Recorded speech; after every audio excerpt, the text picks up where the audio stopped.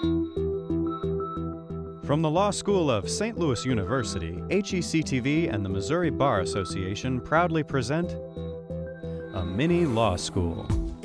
Tonight, Sarah Pleben and Diane Monahan discuss what family law is all about.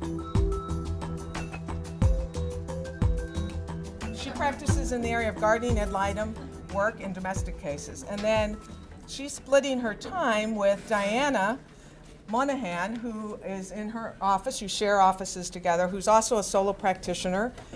She is currently one of two permanent guardian ad litems, or GALs is what we refer to them as, that handle child order of protection cases in St. Louis County. She's also a graduate of St. Louis University School of Law.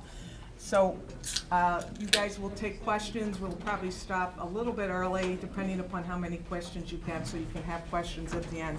And please repeat the questions.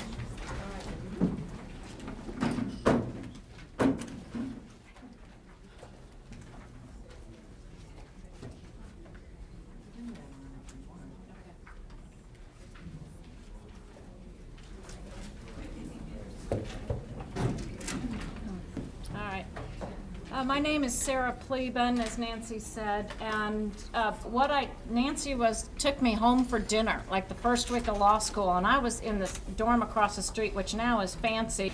The dorm was really, really awful, and Nancy took me home, and so I felt like a real person again when I was starting law school. And then Leo and I connected then again when our kids were little and we had kids in the cry room at church. So, I've gone from being a public defender to I went into private practice, and now what I do almost exclusively is work as a guardian ad litem, and I represent children in custody cases. They're in divorce cases, domestic cases. Sometimes I will travel down to juvenile court in neglect and abuse cases. I used to do that. I was one of them on retainer like Diane is now, but I don't do that anymore. So when you are the guardian ad litem, how do you get that position? Either the court appoints you, and the court has to appoint you if a parent alleges abuse or neglect. So there's a statute that kicks in, or if they just want some help in deciding custody. And what I have seen over the years as this has evolved is that more and more cases we just use a guardian ad litem.